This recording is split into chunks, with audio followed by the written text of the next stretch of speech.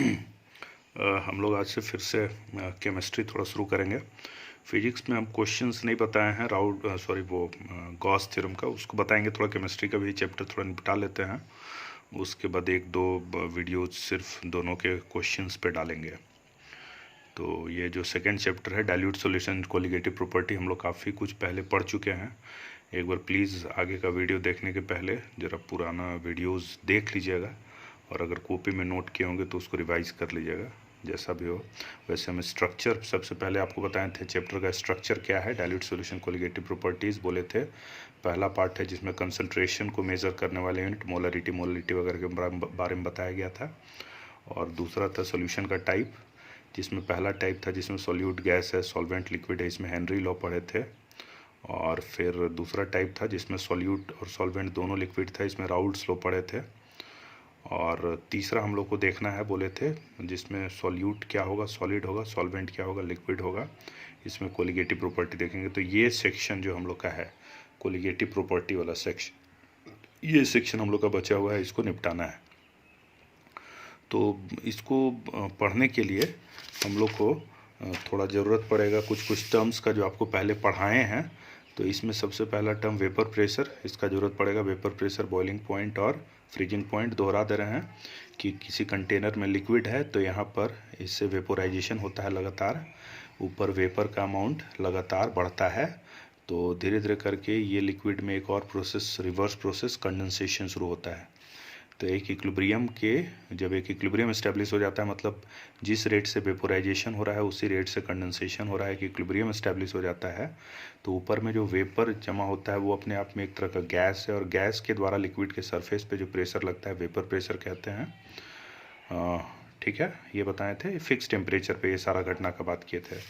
Temperature अगर इसी में बढ़ाएंगे तो वेपोराइजेशन ज़्यादा तेज़ी से होगा, ऊपर वेपर का मात्रा बढ़ेगा, और वेपर का मात्रा बढ़ेगा तो सीधा तौर पे वेपर का प्रेशर बढ़ेगा, और वेपर का प्रेशर बढ़ेगा तो वो धीरे धीरे बढ़ते बढ़ते एटमॉस्फेयर के प्रेशर के बराबर हो जाएगा। तो जब वेपर का प्रेशर जिस टेम्परेचर पे किसी लिक्विड का वेपर का प्रेशर उस एटमॉस्फेयर के प्रेशर के बराबर हो जाए तो उसी टेम्परेचर को उस लिक्विड का बॉइलिंग पॉइंट कहते हैं, याद रखिएगा।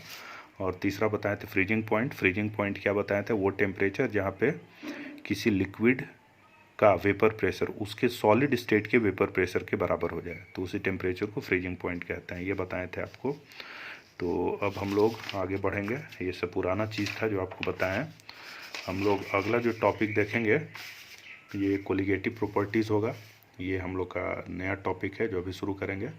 तो पहला बात तो यही है कि कोलिगेटिव प्रॉपर्टी का मतलब क्या होता है, what is meaning of colligative properties. तो वैसा प्रॉपर्टी, डेफिनेशन तो यहाँ लिखे हैं, लेकिन आप समझिए पहले, वैसा प्रॉपर्टी जो डिपेंड करता है सॉल्यूट के नंबर ऑफ मोल्स पे। मतलब क्या है कि मान लो ये तीन बर्तन है, बर्तन ए, बर्तन बी, बर्तन सी, तीनों में सेम लिक्विड है, मान लो पानी है तीनों में, और इसमें कोई सॉल्यूट ए डाल दिए, इसमें कोई सॉल्यूट बी डाल दिए, इसमें कोई सॉल्यूट सी डाल दिए। इन तीनों सॉल्यूट, ये तीनों अलग अलग सॉल्यूट है, लेकिन इसमें कुछ बात सेम है। जैसे पहला क्या बात सेम है कि सबसे पहले ये जो सॉल्यूट है ये वोलाटाइल नेचर का नहीं है। मान लो इसमें आप नमक डाल रहे हैं, वोलाटाइल नहीं है। वोलाटाइल नहीं होने का मतलब क्या हुआ कि वो वेपर नहीं बनता है, मतलब आप उसको छोड़ दिएगा तो सॉलिड फेज में ही रहेगा, उसका वेपोराइजेशन नहीं होता है। तो ऐसे सॉलिड को हम लोग कहते हैं नॉन वोलाटाइल। जैसे सबसे ज़्यादा वॉलेटिलिटी, जो सबसे ज़्यादा वॉलेटिलिटी शो करता है, एक होता है, हम लोग नेप्थलीन बॉल्स, वो कपूर की गोली रखते हैं ना, वो कपड़े उपड़े में, वो हाईली वोलेटाइल नेचर का होता है। देखिएगा धीरे धीरे करके वो गायब हो जाता है, वेपर में कन्वर्ट हो जाता है। तो ये जो सॉलिड्स हम लोग जो यूज़ कर रहे हैं वो नॉन वोलाटाइल है, और साथ ही साथ सॉलिड जो यूज़ कर रहे हैं वो डिसोसिएट, मतलब टूटता नहीं है। जैसे मान लो कोई सॉल्यूट डाल दिए NaCl, तो वो टूट गया Na++Cl- में, तो ये डिसोसिएटिंग नेचर हो गया। तो अभी फिलहाल हम लोग मान के चल रहे हैं कि किसी तरह का कोई डिसोसिएशन या एसोसिएशन नहीं है, जुड़ने या टूटने वाला घटना नहीं है। जो भी सॉलिड डाल रहे हैं वो उसका मॉलिक्यूल्स डिसोसिएट या एसोसिएट नहीं होगा, ऐसा मान रहे हैं। तो तीन बर्तन में तीन लिक्विड था, और उसमें तीन अलग अलग तरह का सॉलिड हम लोग डाल दिए, तो ये तीन अलग अलग सोल्यूशन तैयार हो गया। सॉलिड का खासियत क्या होना चाहिए आपको बता दिए, तो तीन अलग अलग तरह का सोल्यूशन तैयार हो गया। तो ओवियस है, तीनों अलग सोल्यूशन है तो इनका प्रॉपर्टीज़ भी अलग होगा, लेकिन कुछ कुछ ऐसा प्रॉपर्टी होगा जो ये तीनों सोल्यूशन के लिए सेम होगा, बशर्ते तीनों का बराबर मोल डाला गया। मान लो इसका 1 मोल डाले, इसका भी 1 मोल डाले, इसका भी 1 मोल डाले, तीनों का 1 1 मोल डाले, या तीनों का 2 2, या तीनों का आधा आधा मोल। तो सोल्यूट का मोल अगर सेम रख रहे हैं तो ओवियस है तीन अलग अलग सोल्यूशन है, इनका बहुत सारा प्रॉपर्टी एक दूसरे से अलग होगा, बट कुछ ऐसा प्रॉपर्टी होगा जो ये तीनों सोल्यूशन के लिए सेम होगा। तो ऐसे ही प्रॉपर्टी को कहते हैं क्या चीज?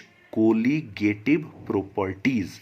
तो वही चीज लिखे हैं, such properties which is depending only on number of mole of solute in a given solvent. किसी दिए हुए सॉल्वेंट में केवल number of mole of solute, that is properties depending on number of solute particle added on a solvent.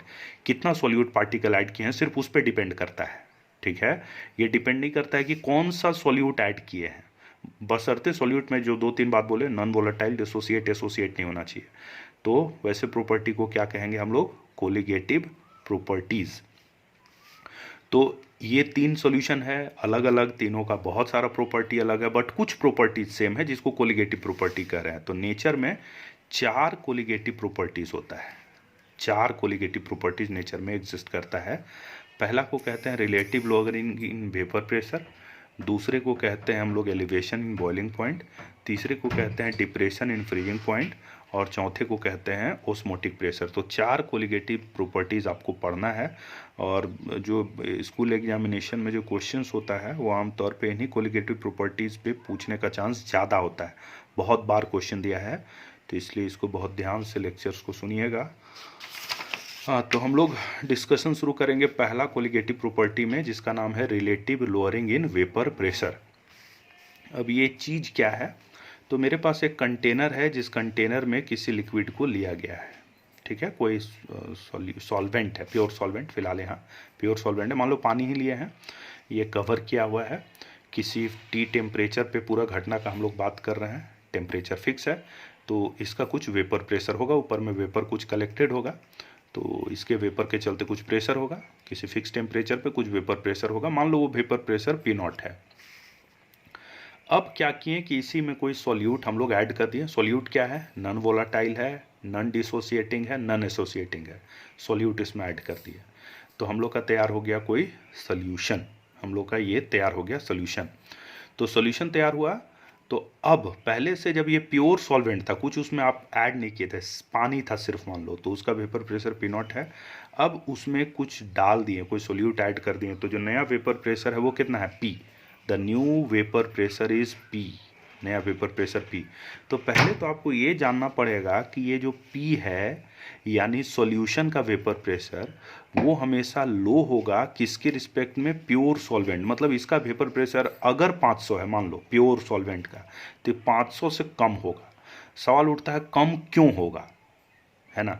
सीधा भाषा में अगर कहें कि कम होगा तो कम क्यों होगा, तो कम होने का कारण ये होता है कि जब सॉल्यूट इसमें घुलता है तो कुछ सॉल्यूट का पार्टिकल इसके सरफेस पर भी मौजूद रहता है, और सरफेस पर जो सॉल्यूट का पार्टिकल मौजूद है वो सॉल्वेंट को वेपोराइज होने से रोकता है, ऊपर वेपर जाने से रोकता है, जिसके चलते इस स्थिति में जितना सॉल्वेंट का पार्टिकल वेपर के फॉर्म में मौजूद था उसके रिस्पेक्ट में यहाँ पर सॉल्वेंट पार्टिकल्स कम हो जाएगा। सॉल्यूट तो वेपोराइज हो नहीं रहा है बिकॉज वो नॉन वोलाटाइल है, तो जो पहले से जितना सॉल्वेंट यहाँ वेपर बनता था उसके रिस्पेक्ट में अब यहाँ पर सॉल्वेंट के पार्टिकल का नंबर कम हो जाएगा, नतीजतन वेपर प्रेशर भी कम हो जाएगा। तो ये पक्का है कि वेपर प्रेशर सॉल्यूशन का हमेशा कम होता है प्योर सॉल्वेंट के रिस्पेक्ट में। तो वहीं लिखे हैं let vapour pressure of pure solvent P0 और vapour pressure of solution is P। तो P0 हमेशा बड़ा होगा P के रिस्पेक्ट में, मतलब सॉल्वेंट का वेपर प्रेशर सॉल्यूशन से ज़्यादा होगा। सॉल्यूट क्या है? नॉन वोलाटाइल होना चाहिए, वो पहले ही बोल दिया। तो यहाँ पे एक वर्ड आता है लोअरिंग इन वेपर प्रेशर, मतलब कितना लो हो गया, सॉल्यूट ऐड करने की वजह से वेपर प्रेशर कितना घट गया, इसी को कहेंगे लोअरिंग इन वेपर प्रेशर। तो पहले से था P0, अब हो गया P, तो P0 माइनस P, ये जो डिफरेंस है इसी को कहा जाता है क्या चीज़? Lowering in vapour pressure. देखिए 2 टर्म है, लोअरिंग और एक रिलेटिव लोअरिंग। तो जरा ये वर्ड को भी समझ लिए, ये तो समझे उम्मीद है, लोअरिंग इन वेपर प्रेशर। अगला वर्ड है रिलेटिव लोअरिंग। तो रिलेटिव लोअरिंग मतलब क्या कि पहले की तुलना में कितना घट गया। तो ये वाला जो टर्म है, जरा ध्यान दीजिएगा, ये जो टर्म है ये टर्म लोअरिंग है, और ये क्या है जो पहले से था, तो पहले की तुलना में कितना घट गया, इसके लिए वर्ड यूज होता है रिलेटिव लोअरिंग। ठीक है, मान लीजिए आपके पास 100 रुपया था और मान लीजिए आप 30 रुपया खर्च कर दिए, तो रिलेटिवली कितना लोअर्ड हो गया आपका, तो कहा जाए आप 70/100, आपका 100 रुपया था, 30 आपका खर्च हो गया आपका, तो 70 बचा, पहले था 100, तो ये हो गया 0.7, तो रिलेटिवली आपके पास 0.7 बचा हुआ है। तो यही ये लोअर्ड हुआ, ये लोअरिंग इन वेपर प्रेशर, उसको इससे डिवाइड कर दिए तो ये क्या आया, रिलेटिव लोअरिंग। तो हम लोग को रिलेटिव लोअरिंग का कैलकुलेशन करना है। ठीक है, तो रिलेटिव लोअरिंग का कैलकुलेशन करने के लिए हम लोग को सबसे पहले जाना पड़ेगा किसमें, थोड़ा सा राउल्ट्स लॉ में। जो राउल्ट्स लॉ हम लोग पढ़े हैं पहले से, उसमें ज़रा सा जाना पड़ेगा। राउल्ट लॉ का फॉर्मूला याद कीजिए, या राउल्ट लॉ क्या होता था वो याद कीजिए। तो राउल्ट लॉ में आपको बताए थे कि आपके पास दो लिक्विड है, वहाँ दो लिक्विड का केस होता था, यहाँ लिक्विड सॉलिड का केस है, यही डिफरेंस है, लेकिन वहीं वेपर प्रेशर से जुड़ा हुआ डिस्कशन है। तो ए और बी हम लोग का दो लिक्विड था, इसका प्योर वेपर प्रेशर जब सिर्फ ए था तो P0 ए, इसका सिर्फ P0 बी। अब दोनों को मिला दिए तो ऊपर में दोनों का वेपर मौजूद है, ए और बी का। तो टोटल वेपर प्रेशर निकालने का फॉर्मूला था जो हम लोग राउल्ट लॉ में पढ़े थे, वो क्या था, P0 ए इंटू एक्स ए, मतलब इस लिक्विड में ए का कितना मोल फ्रैक्शन है, plus P0 B pure pressure of B into mole fraction of B. तो ये वाला फार्मूला को हम लोग अभी फिर से इस्तेमाल करेंगे। ये कहाँ से आ रहा है, राउल्ट लॉ से। राउल्ट लॉ में इसको हम लोग पढ़ चुके हैं, जिसको अभी हम लोग इस्तेमाल करेंगे। आगे देखते हैं।